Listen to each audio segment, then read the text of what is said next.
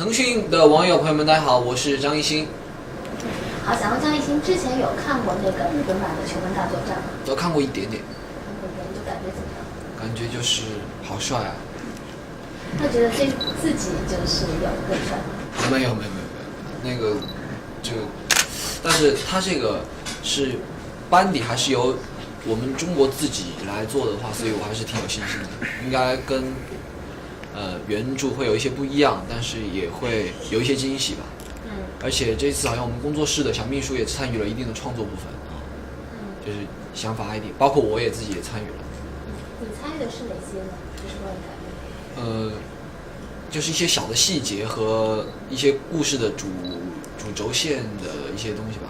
其实就因为我自己有一个心结，心与心愿的心结，我希望去尝试那个。不管怎么样，反正大家看结果怎么样。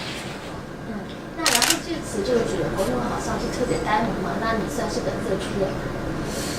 又是用本色出演，我天哪！这个就反正我就是努力演我自己，对，反正不是努力演小赖，但是那个演小赖是不是我自己，叫大家看也好。如果大家又觉得是本色出演的话，那就好了，那就是好，那这个剧就好了。那你觉得小赖哪些地方是跟你不一样？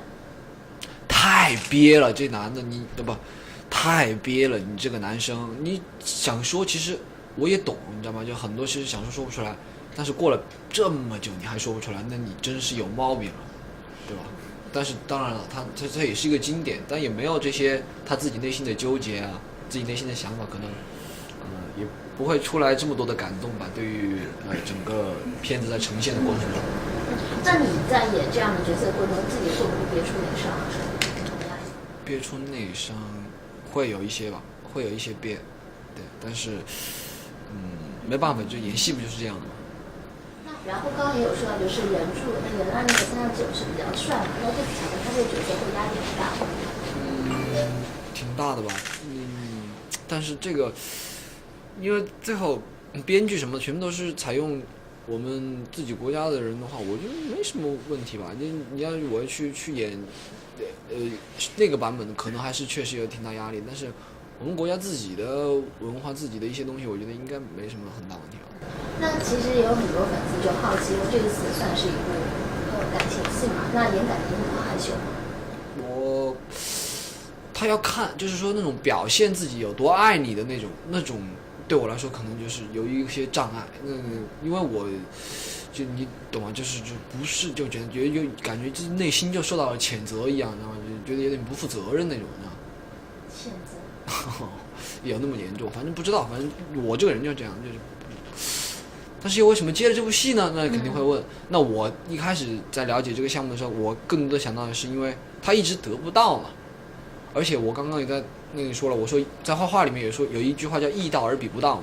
我也希望就是说通过那种不一定是要亲吻搂抱的这样的方式来表现爱，而是以更加唯美的，不管是画面也好，音乐也好，还是自己的演戏方面也好，能够把这个爱通过这些方面来表达出来，我觉得这是真牛掰。我们以前写作文，那些命题作文不也是都是这样的吗？所有38分以上的全部都是那种隐含寓意比较深刻的，这种其实我觉得也挺适合我们中国人自己看的话，应该会感觉挺好的。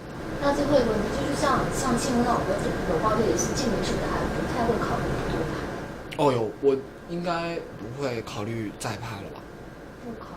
应该会应该不会考虑。对，哪怕战争片啊，什么军人片稍微累一点我觉得那种可能是比较我喜欢的。你想演这种硬汉是吗？因为大家对我的印象全都小绵羊嘛，所以其实小绵羊这个我觉得很好，因为我也是属羊的嘛，所以我想大家改变一下小绵羊这个印象。小绵羊如果老虎吃到它也会踢老虎的。就你也是这样的。对啊，如果你真的小绵羊是的，它挺温顺，长得挺温顺的，但如果老虎来要吃它也会踢老虎的。大家都一样。对小绵羊就一定要温顺的，什么话不说吗？不是这样，想改变一下大家对小绵羊的看法。那新闻有报戏不拍是因为害羞是吗？对啊，就多多少少有一点嘛，就觉得不负责任。包括有时候粉丝说，我对粉丝说，你粉丝真的，我有时候说我爱你们，有时候真的是很难说出口。我就觉得真的，你真的他们是真的很喜欢你，把你作为男朋友，把你作为老公之类的啊。我们可能有时候开玩笑说那么一两句，但是真的，你如果说真的要我跟他们用心的说，哇，我真的非常非常爱你们，这个我觉得很不负责任，你知道吗？这样的话耽误多少姑娘。就是你会有这样的隐忧是吧？对。好，谢谢。好，谢谢。